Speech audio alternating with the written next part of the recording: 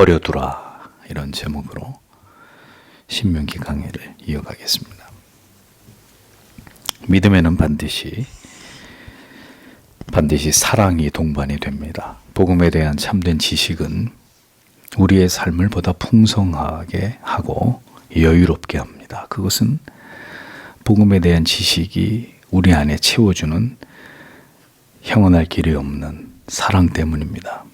만약에 누군가 믿음이 성숙했다고 하면서도 또 누군가의 성경에 대한 교리에 대한 지식이 해박하다고 평이 나 있음에도 그의 삶에는 도무지 사랑과 섬김의 모습이 보이지 않고 언제나 차갑게 이를 데 없으며 어느 누구도 그로부터 따스한 사랑을, 그 사랑의 베풀음을 경험하지 못했다면 그럼 그 사람의 믿음은 뭐겠습니까? 가식이든지 위선일 가능성이 대단히 큰 것이죠.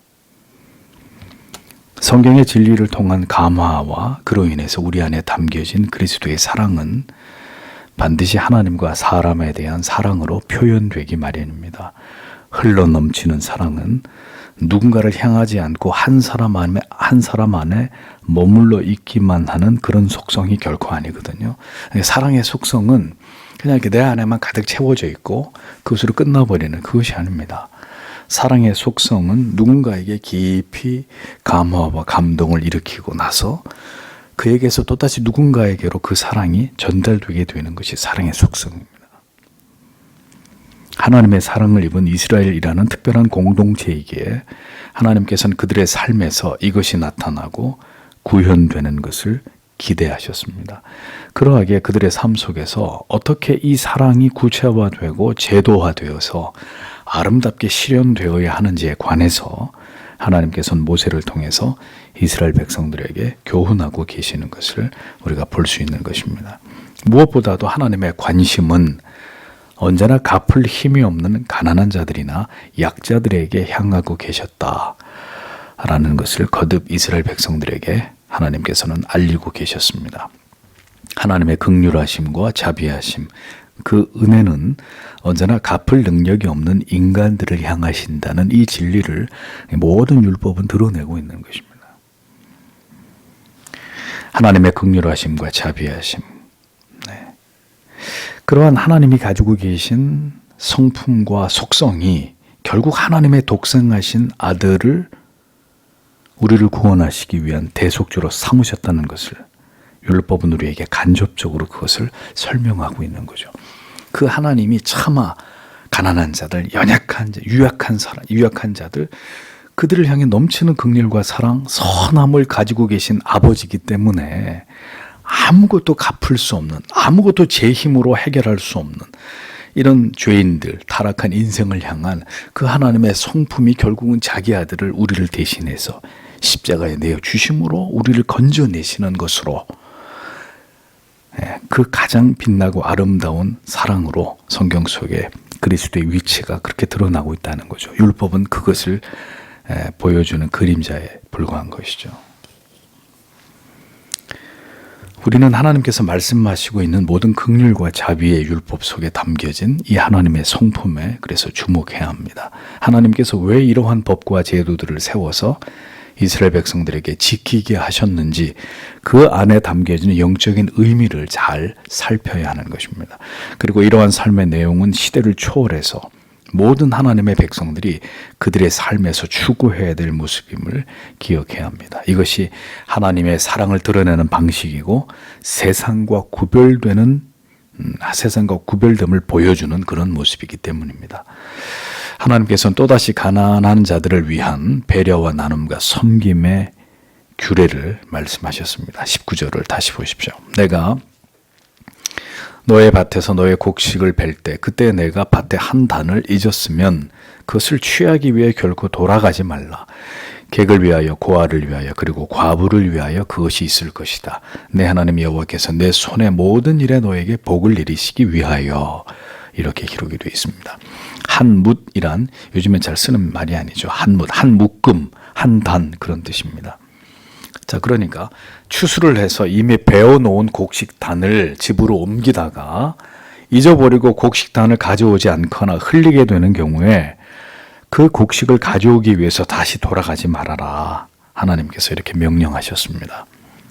그것은 네 것이 아니라 이방에서 나그네 된 자들이나 그리고 고아들, 과부들을 위해서 남겨주어야 할 그들의 몫이다. 이 하나님의 말씀입니다.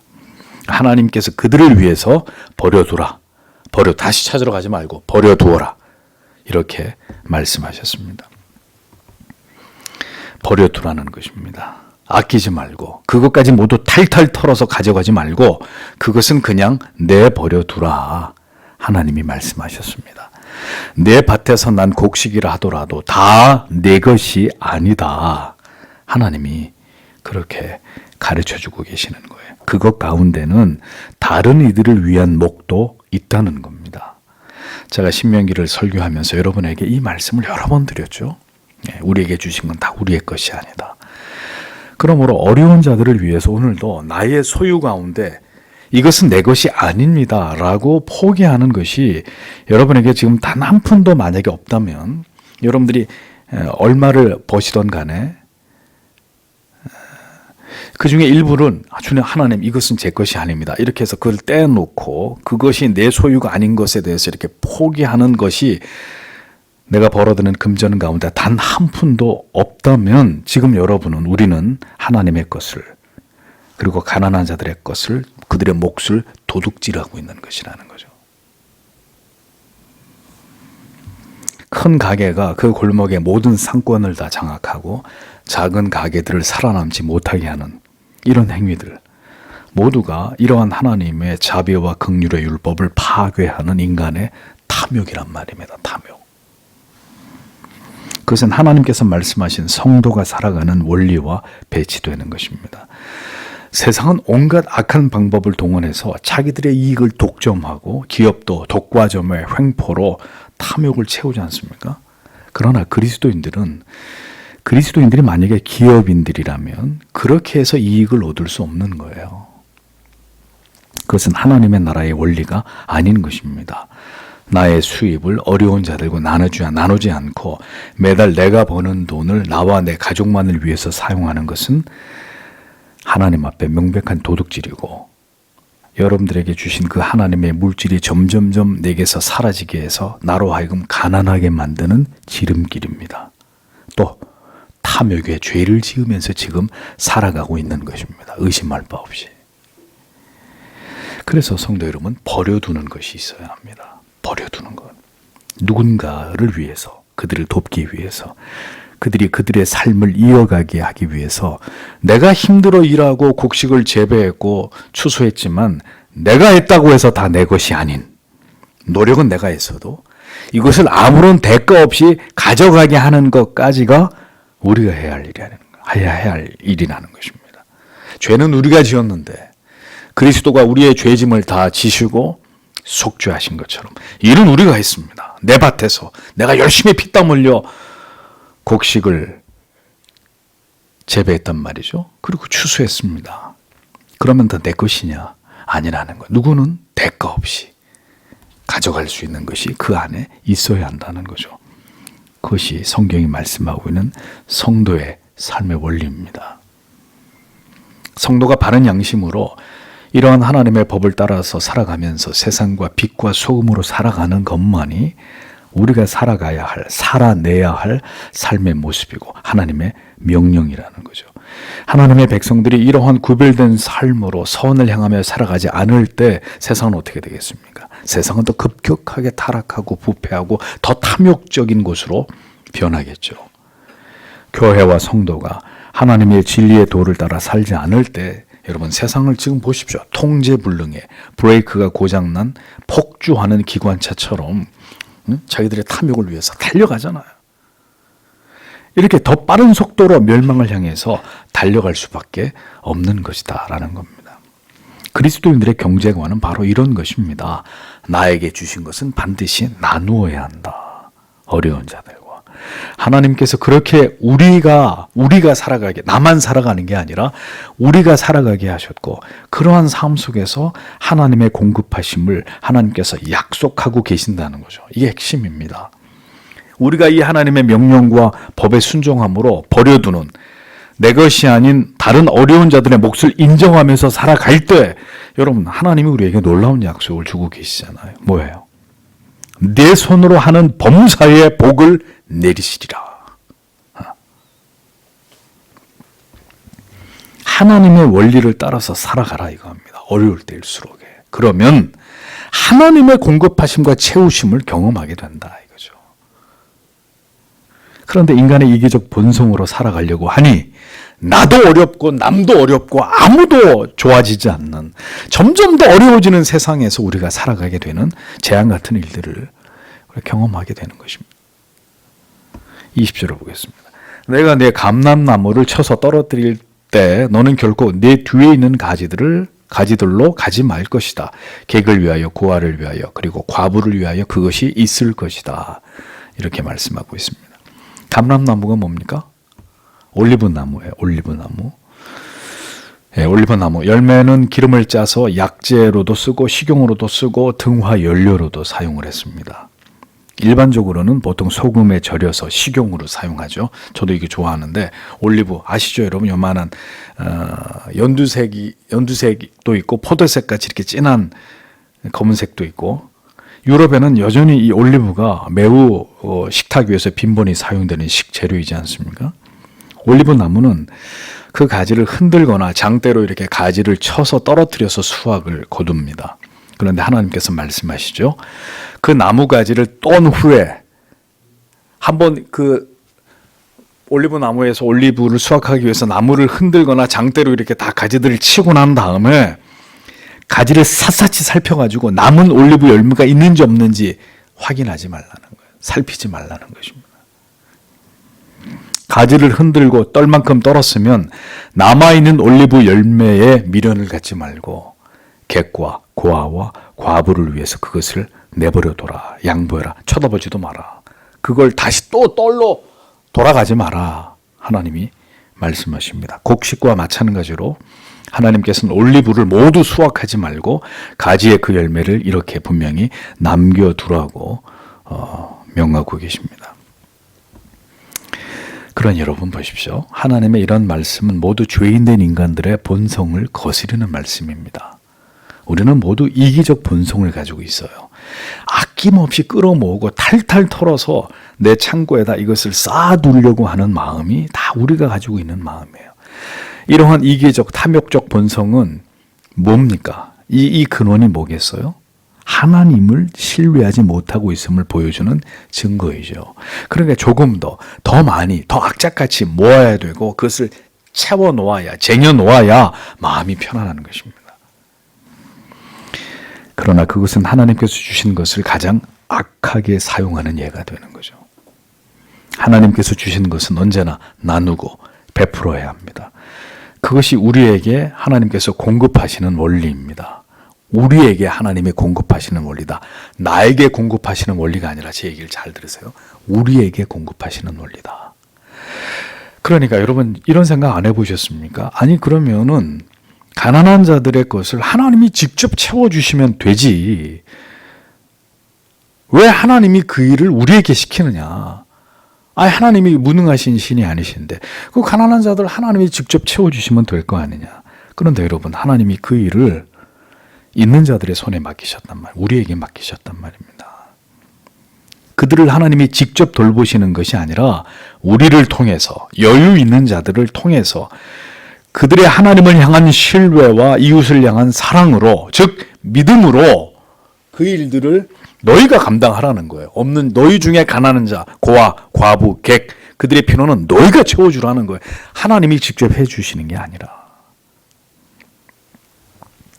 그러므로 이것은 가진 자들에게, 수확을 하는 자들의, 물질적 소득을 얻고 있는 신자들에게 선택사항이 아니라 반드시 그렇게 지켜 행해야 되는 하나님의 명령이다라는 것을 기억해야 합니다. 그러니까 사회에 여전히 헐벗고 굶주려서 죽어가고 있는 사람이 있다는 것은 뭘 의미하느냐? 이 명령을 이행하지 않고 있는, 불순종하고 있는 그리스도인들이 그 사회 안에 많다, 그런 뜻이죠.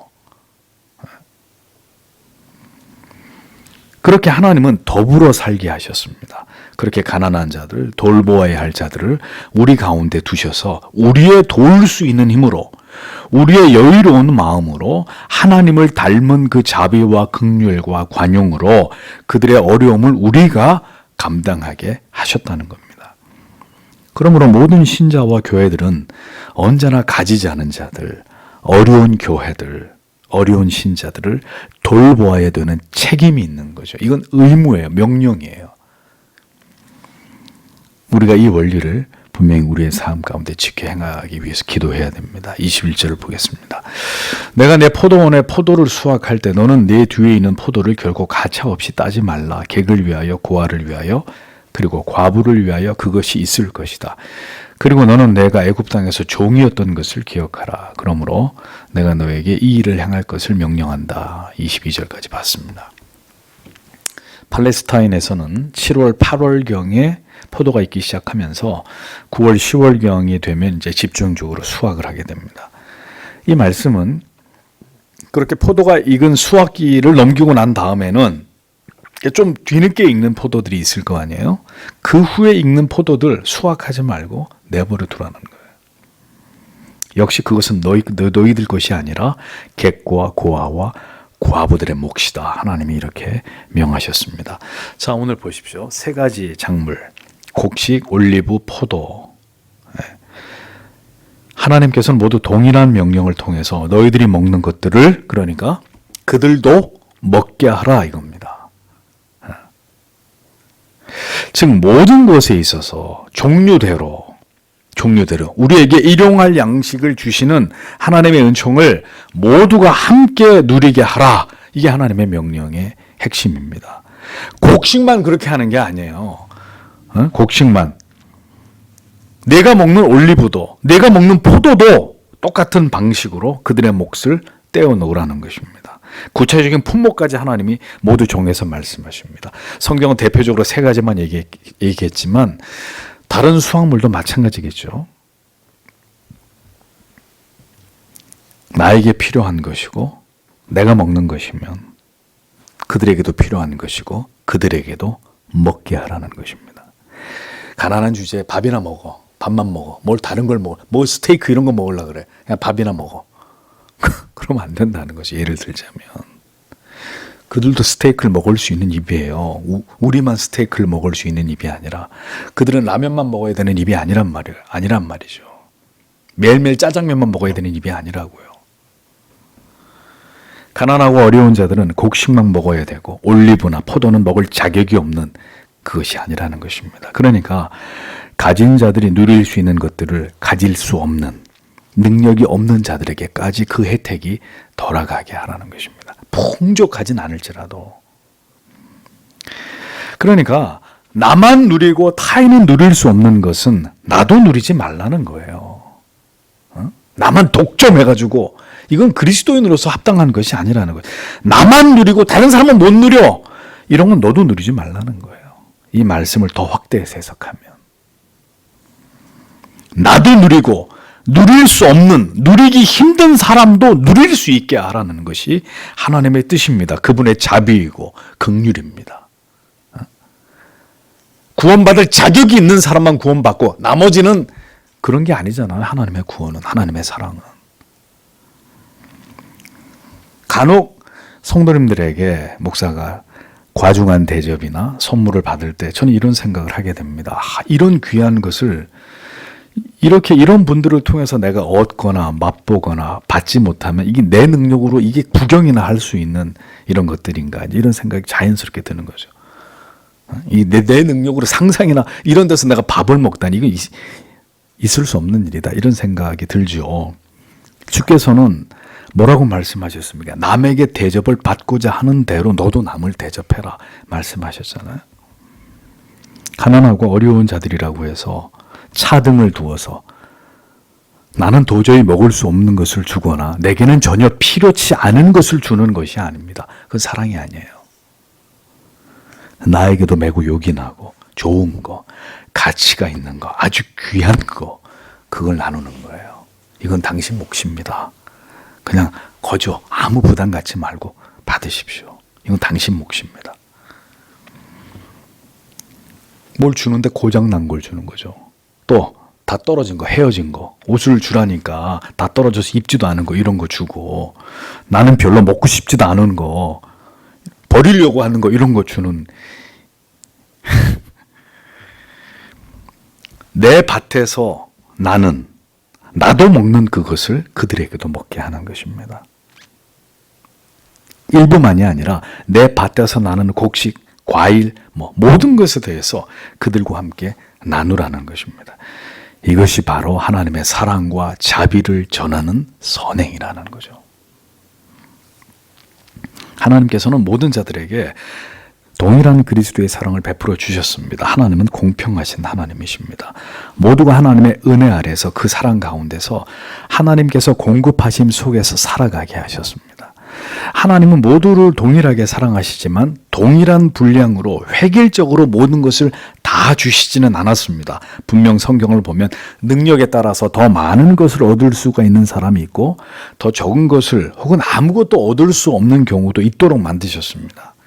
모두가 다 부자가 될 수는 없는 거 아니에요. 모두가 다 이쁘고 모두가 다 엄청난 재산이 있고 그게 아니잖아요. 그러니까 획일적이지는 않아요. 그럼 모두가 다 가난해져야 되는 것도 아니고 모두 다 사랑하시지만 어떤 것들을 맡길 때 달란트에 비해도 그렇잖아요. 그러니까 능력에 따라서 더 많은 것을 주실 자도 있고 그렇지 않은 자도 있고 아무것도 안 줄 수도 있어요. 왜 그렇게 하셨는지는 우리가 하나님에게 항의하고 그것을 따질 문제가, 그것에 불만을 제기할 이유가 없습니다. 중요한 사실은 그렇다 하더라도 하나님께서는 우리 안에서 충분히 그 필요의 문제들을 해결하도록 하셨다는 점입니다. 즉 가진 자가 더 많이 받은 자가 덜 받은 자, 가지지 못한 자들을 배려하고 그들을 위함으로 그들의 몫을 살아갈 수 있도록 그들의 삶을 지탱해 주도록 하나님이 그렇게 사랑의 법을 만드신 거예요. 긍휼과 자비의 법을. 그래서 이 세상을 사는 동안에 부유하거나 가난할 수 있습니다. 하나님께서는 강제적으로 균등을 말씀하고 있지 않아요. 성경 어디에도. 가진 자들의 것을 모두 빼앗아 가지고 없는 자들에게 동일한 분량으로, 그래서 이퀄라이징해서 딱 평균을 내 가지고 딱 그만큼만 전부 다. 성경 어디에도 그렇게 말씀하지 않아요. 단지 그들의 것을 남겨두라고, 버려두라고. 그건 네 거 아니니까 버려두라고. 다 가지고 가면 안 된다고. 이렇게 말씀하고 있을 따름 그들도 살게 해주고 네가 누리는 것을 누릴 수 있게 해주라 이거죠. 그 뜻이 너는 다 가져가지 않냐 이겁니다. 수확한 거 대부분을 가져가고 그들을 위해선 내가 얘기한 그 부분만 남겨놓으라는 거잖아요. 이걸 그들하고 똑같이 다 나누라고 말씀하고 있지 않단 말이죠. 네. 다만 그들을 살아갈 수 있게 길을 열어주고 함께 살아갈 수 있도록 하라는 것입니다. 나누고 베풀므로. 하나님께서 이 말씀 끝에 또 얘기하십니다. 애굽 땅에서 종으로 살아가던 힘없고 소망 없던 너희들을 구원하신 이를 기억해라. 나 여호와.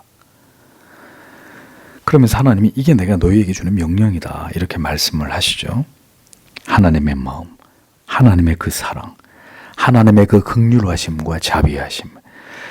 너희가 그것을 받았다는 것을 기억하고 너희도 힘없는 자들을 볼 때마다 아버지께로부터 받은 그 은혜와 사랑을 기억하면서 그것을 행하는 삶을 살아가라. 그렇게 해서 너희가 나를 기억해라. 기억해라.